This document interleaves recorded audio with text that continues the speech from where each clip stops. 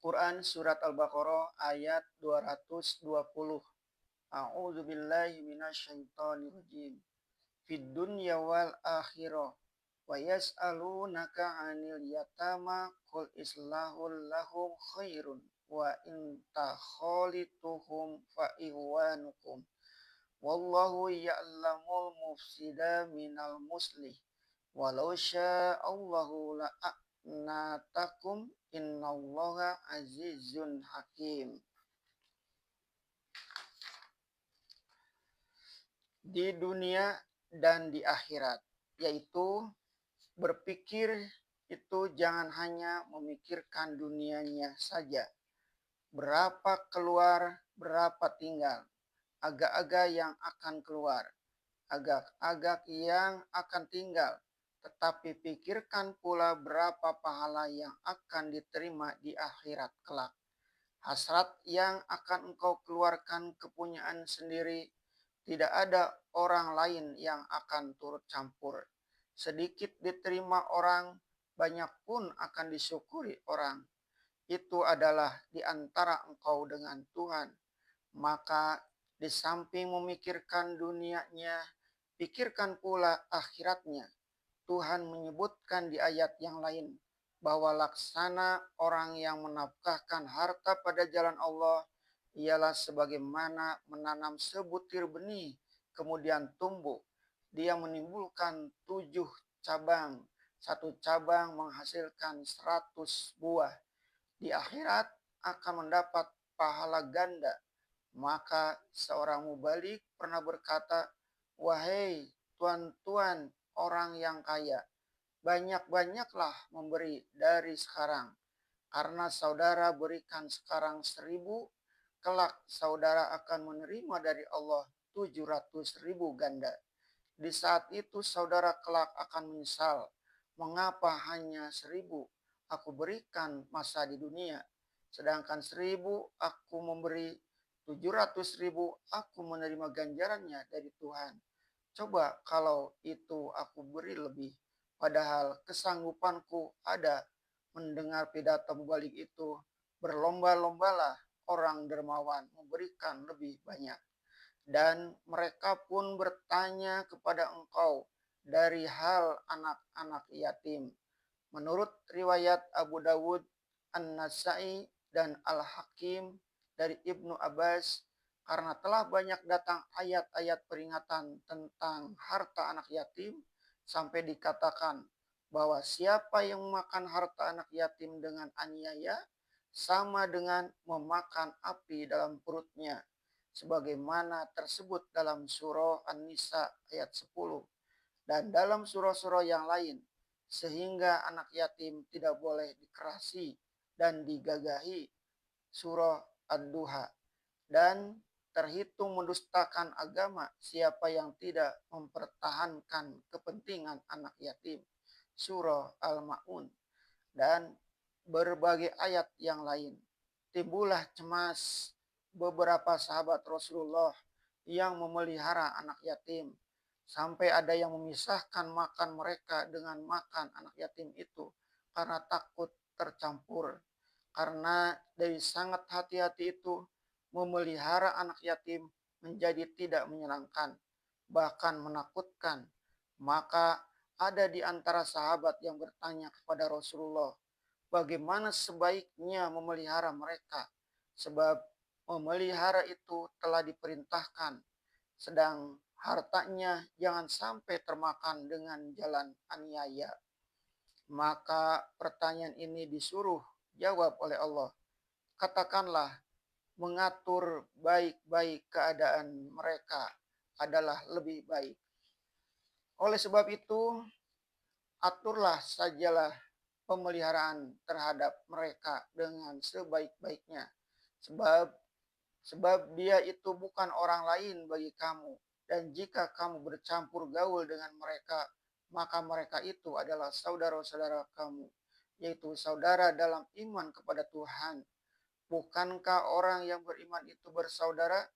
Kalau kamu telah meniatkan dan memandang mereka sebagai saudara sendiri, tentu pun kamu telah tahu bagaimana berlaku terhadap mereka dan harta mereka. Asal perasaan begini telah tertanam dalam hatimu ketika melihara anak yatim, niscaya penganiayaan tidak akan terjadi. Jangan sampai makan mereka dipisahkan.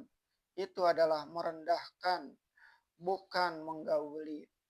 Kalau ada anakmu sendiri di dalam rumah, pandanglah mereka sebagai anakmu.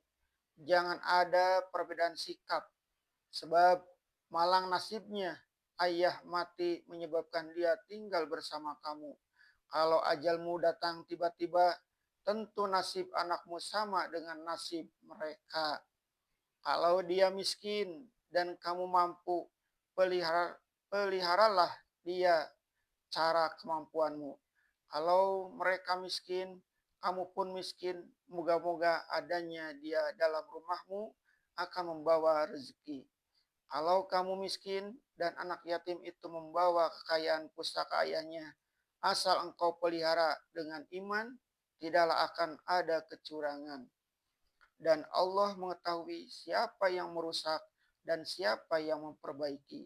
Sekiranya Allah menghendaki, niscaya diberatinya kamu. Sehingga tidak boleh singgung menyinggung harta. Wajib dia dipelihara di rumah, diberi makan dan minum, tetapi hartanya tidak boleh disinggung. Akan tetapi Allah tidak menghendaki begitu. Kamu orang beriman, kamu berpikiran, kamu tahu sendiri mana jalan yang curang dan mana jalan yang jujur. Termakan hartanya karena bercampur tiap hari, padahal bukan dengan sengaja curang, apalah salahnya. Asal hati cinta dan iman yang engkau hadapkan kepadanya. Jika dia telah dewasa, kelak dia lepas dari tanggunganmu. Dia pun akan tahu ketulusan hatimu dan kebaikan budimu. Sesungguhnya Allah adalah maha gagah, lagi maha bijaksana. Artinya, kalau engkau curang, akan dihukumnya kamu, akan disengsarakannya kamu, sehingga harta anak yatim itu jadi api yang membakar perutmu, melicin tandaskan sampai kepada harta bendamu sendiri. Akan tetapi, kalau hatimu jujur, Allah akan bijaksana. Dia tahu akan kesulitanmu. Nabi Shallallahu Alaihi Wasallam pun telah memberi pedoman. Al ismu mahalka pinafsika. Dosa ialah yang berkata-kata dalam hatimu. Peliharalah perasaan halus itu dengan iman. Niscaya harta anak yatim itu akan terpelihara dan dia pun terpelihara selama dalam asuhanmu. Untuk menjadi pemandangan bagi kita, memang banyak kita saksikan orang-orang yang dengan jujur memelihara anak yatim dalam rumahnya, menyamakan mereka dengan anaknya sendiri, menyekolahkannya, makan rumah itu senantiasa diberi berkah oleh Tuhan, dan jiwa penduduk rumah itu menjadi besar.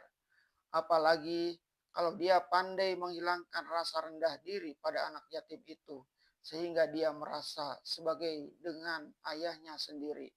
Marilah kita cobakan, sebab ini adalah cerita dari orang-orang yang telah mengalami. Berturut-turut bertali-tali di dalam 2 ayat menjawab pertanyaan tentang 3 soal.